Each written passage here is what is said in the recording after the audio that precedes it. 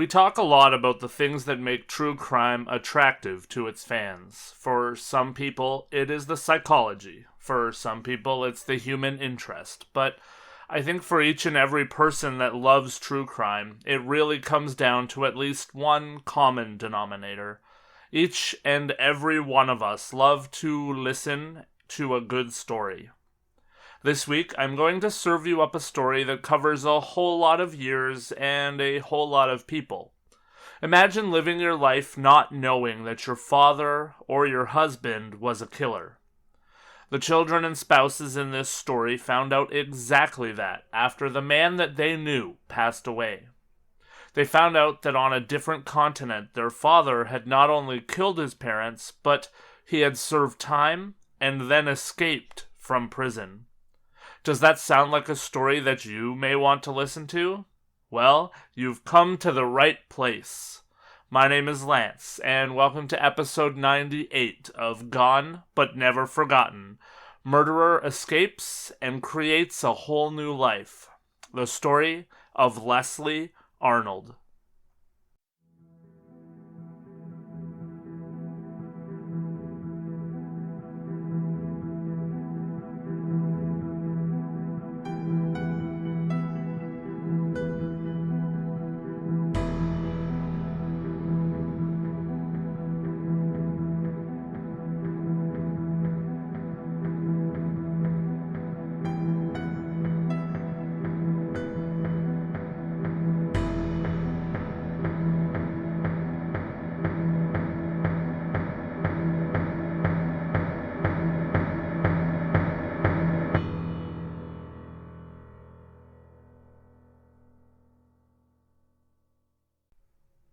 Leslie Arnold was born on August 28th of 1942 to Opal and Leslie Arnold. Our story this week begins back in 1958 in Omaha, Nebraska, when Leslie is 16 years old and going through the familiar pains that go along with being a teenager. He was stuck in that age of knowing better than his parents, but obviously not quite wielding enough power to utilize all of that knowledge that he had acquired in his 16 years.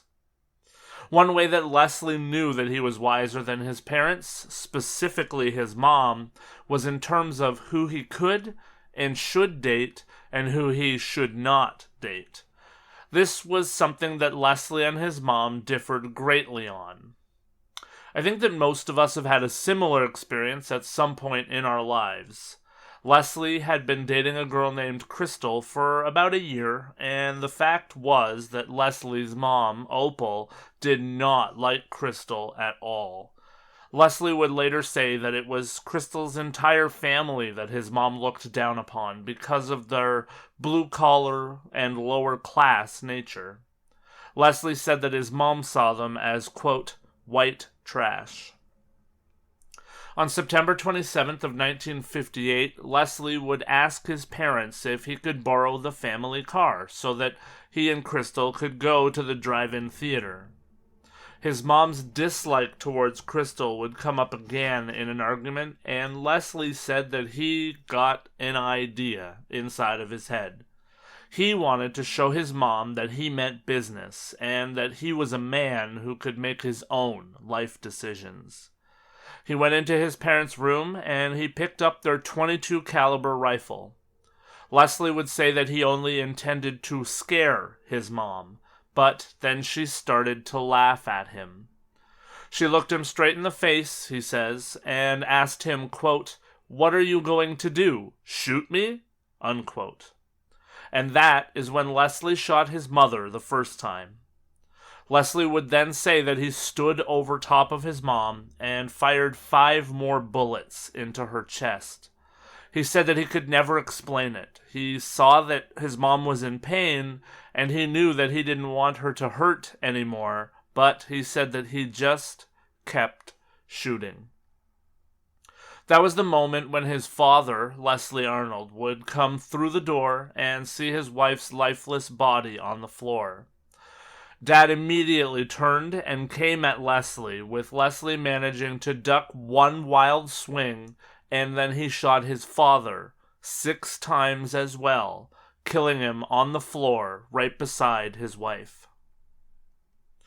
Leslie would later say that he curled up on the couch at first and cried, unable to comprehend what he had done and what he was going to do next.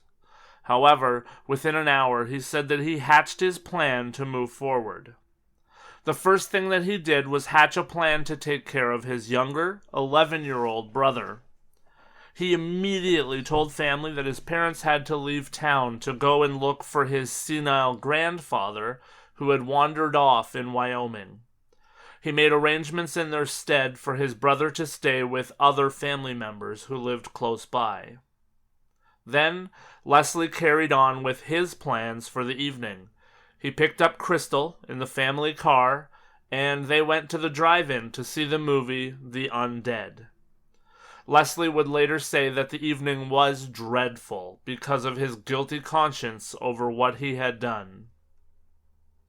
The following night, alone at home and under the cover of night, obviously a lot of that guilty conscience had disappeared, as Leslie dragged both of his parents' bodies out to the backyard, and he dug shallow graves and buried them. He then settled into a routine of life for the next 2 weeks. Leslie would go down to his father's business every day and open it up to make it appear like he had been there. And he also was still attending school, acting as though nothing at all was amiss. About a week into his ruse, however, Leslie came home from school to a shock. The grandfather that he had told everyone was senile and had got lost in Wyoming was at his house. Leslie tried to talk his way out of everything, but family started to realize that he was lying and that something much more sinister was at play. 5 days after his grandfather arrived, his family would finally go to the police. Leslie was taken into the police station for questioning on October 11th, and he admitted to his crimes. There is a famous newspaper black and white photo of Leslie showing police where he had buried the bodies of his parents in the backyard, which I will show on the YouTube video for the case. A couple of months later, Leslie pled guilty to 2 counts of second-degree murder, and his sentence would be life in the Nebraska State Penitentiary.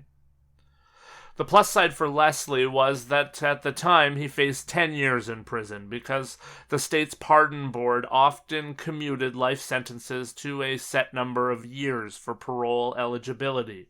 That is what makes the next part of the story so interesting. First, I do want to add to the relationship that we know of between Leslie and his parents.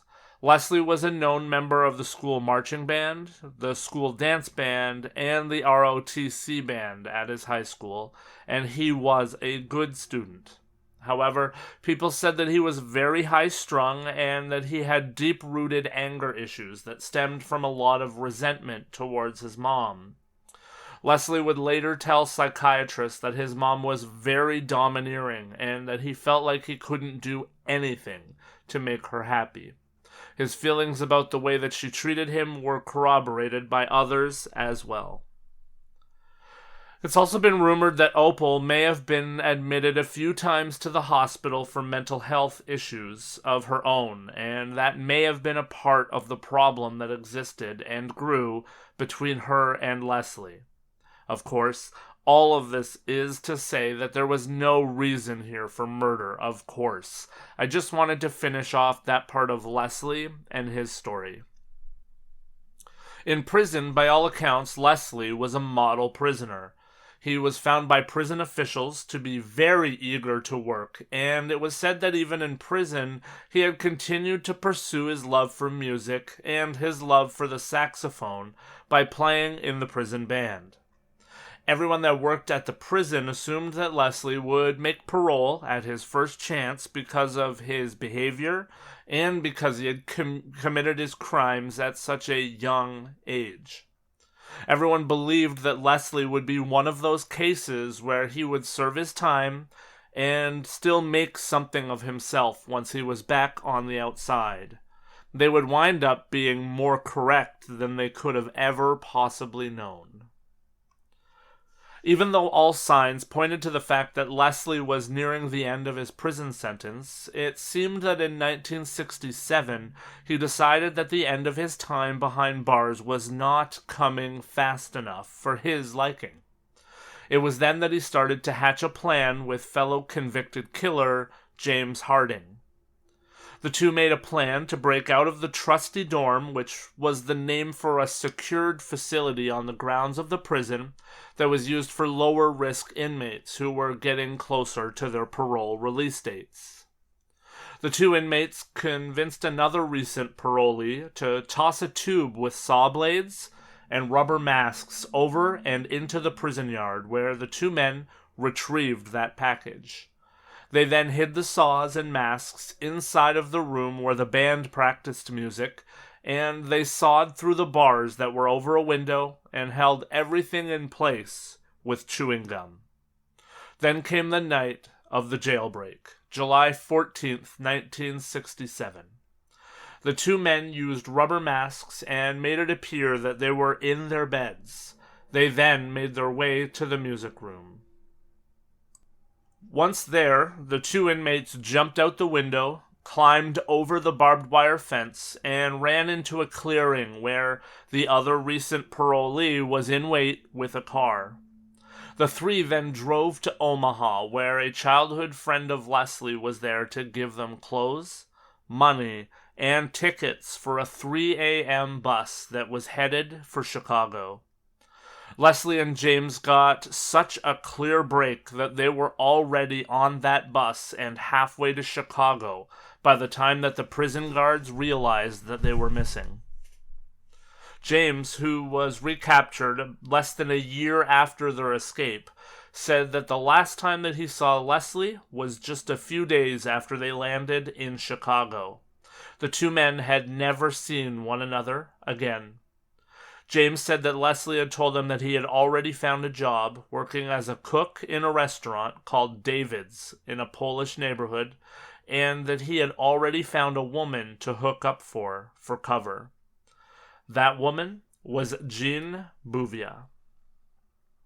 According to a July 15th, 1967 article in the Lincoln Journal-Star, there was a massive search undertaken to try and find these two men.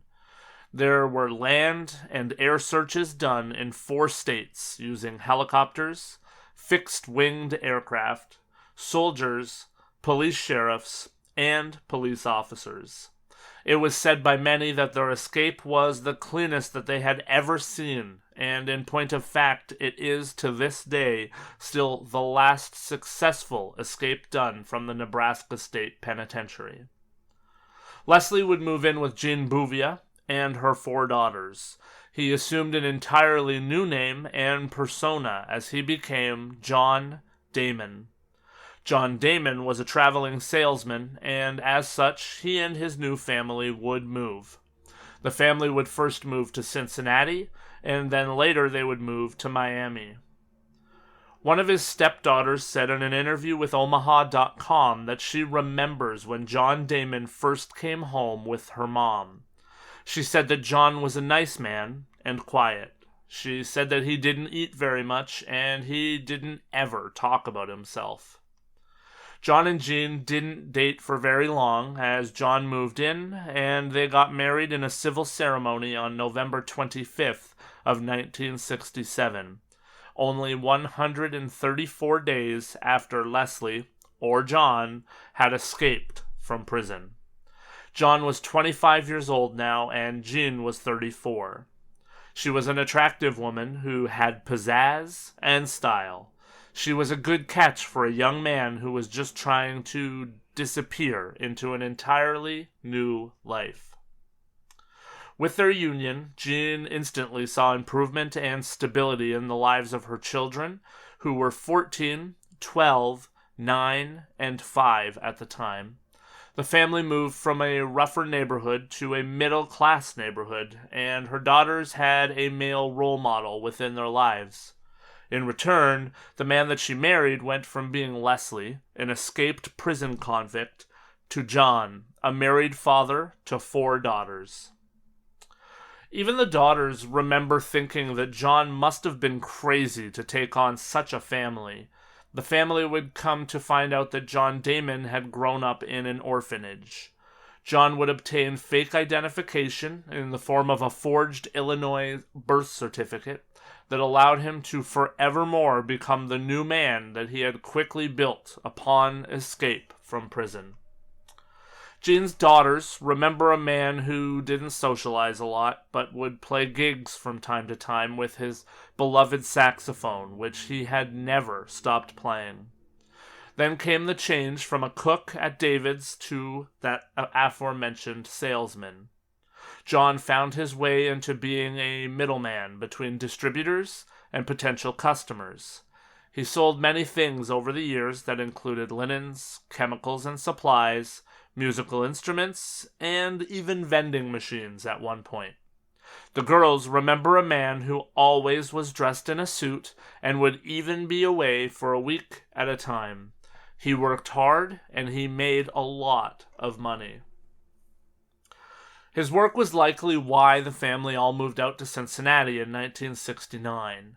The family moved into a beautiful 2-level home that had a large yard and a piano in the dining room. The family seemed to be doing very well for themselves. The sisters remember the awe of moving into their first house.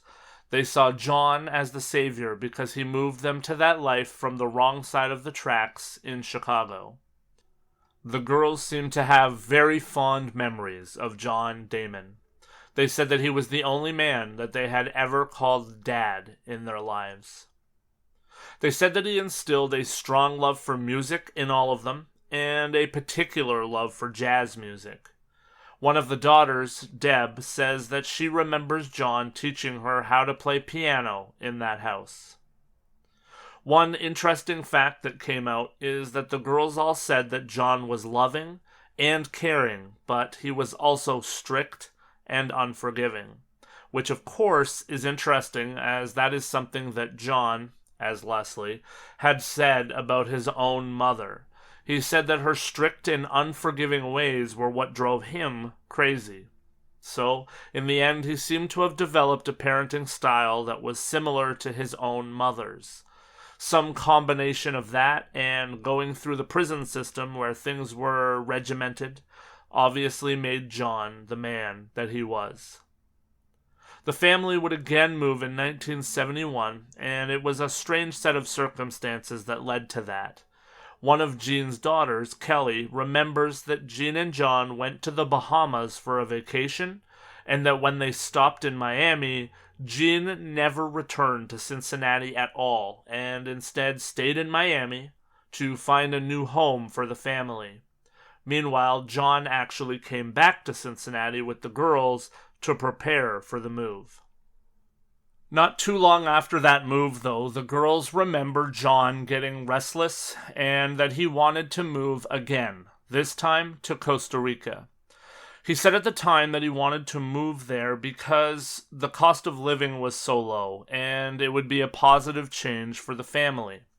The family, though, said that they wanted to stay in Miami and that they didn't want to move anymore. And subsequently, it seems that John moved on slowly at first, but then to the point that he wasn't around much at all. Serving as his own lawyer on July 27th of 1977, John Damon filed for divorce, essentially 10 years after he had escaped from prison, almost to the very day. Jean did not even respond to the divorce filing, and the divorce was granted in February of 1978. The divorce was not amicable, however. The two agreed to split family assets outside of the courts, but she felt that in the end, John had not been fair to her or to the girls. In response to that, Jean smashed John's prized saxophone before she mailed it out to him. She would say that her husband was a great provider, but a lousy husband. The girls have said that for years, John still came to family functions like graduations, and then in 1992, the girls say that he asked them all to get together with him. He told them then that he was going to leave the country. He had a daughter of his own by this time, and this meeting seems to have been the last one between he and his stepdaughters after years of being there. Now he was just gone, seemingly starting a new life for the third time and disconnecting again from everything that attached him to the previous life.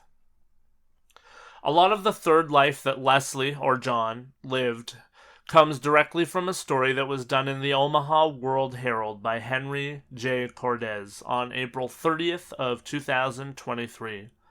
John's son from this third part of his life agreed to share facts about him on the condition that his name, his sister's name, his mom's name, the town name that they all lived in, and any other pertinent information not be identified. I am going to honor those wishes here, of course. A few years after his divorce was finalized, John would start to date the woman that would become his second wife. She was a foreign exchange student that was living in Los Angeles at the time.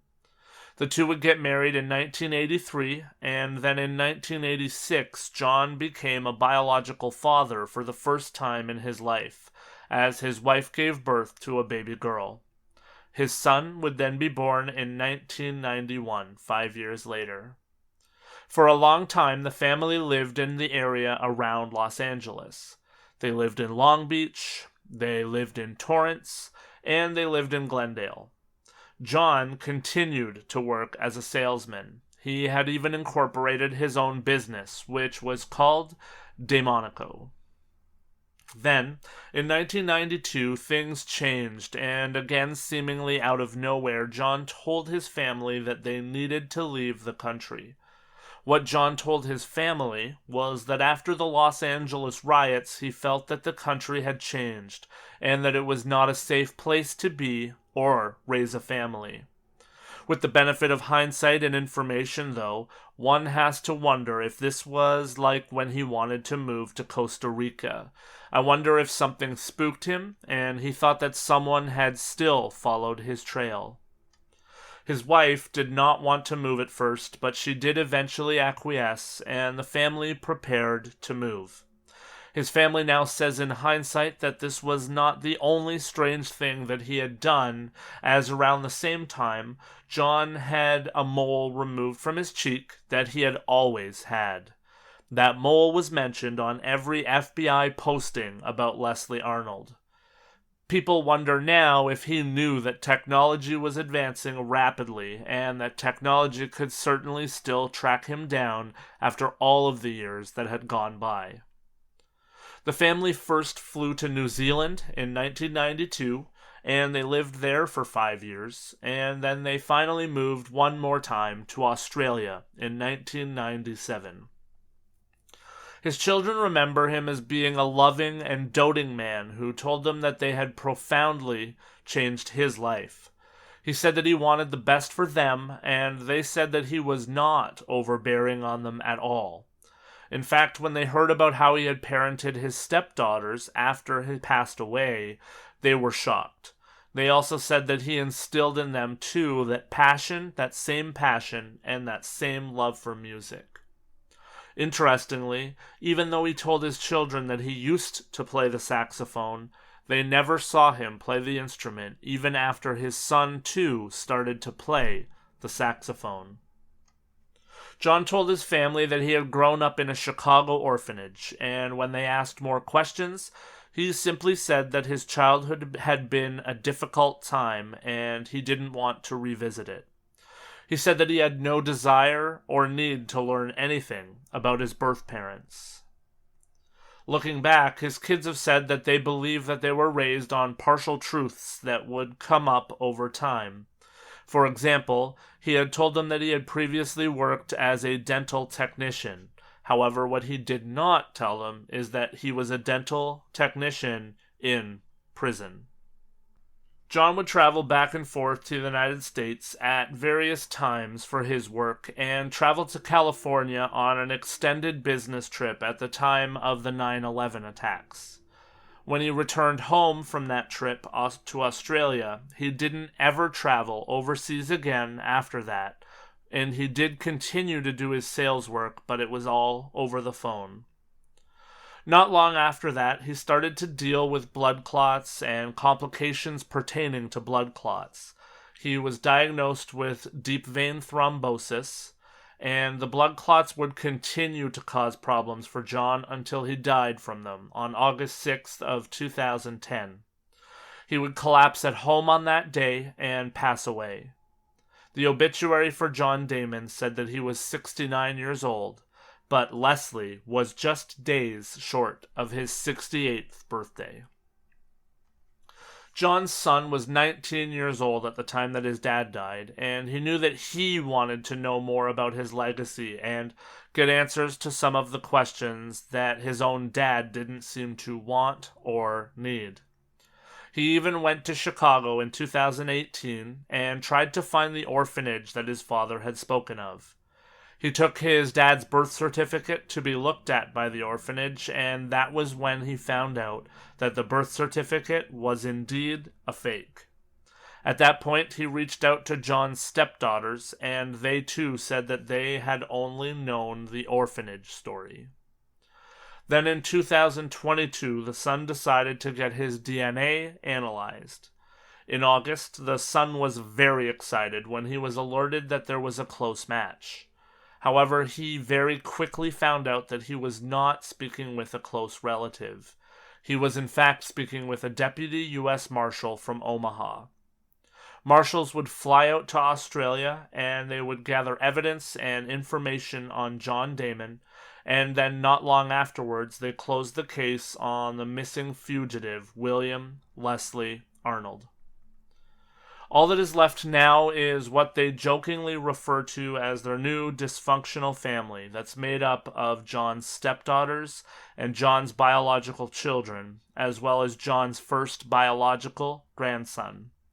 All of them now aware that their father was indeed a prison escapee extraordinaire named John Leslie Arnold, who killed his parents when he was only 16 years old, and not only a traveling salesman known as John Damon. And thus closes what I think is a very cool true crime story. One that shows a very interesting life from a prison escapee who got away with it and stayed away with it for the rest of his life. I hope that you goners out there enjoyed this story as much as I did. Come and let me know what you think over on socials and of course over on Patreon. And I will talk to you all again next week on another episode of Gone But Never Forgotten. Of course, don't forget to be better.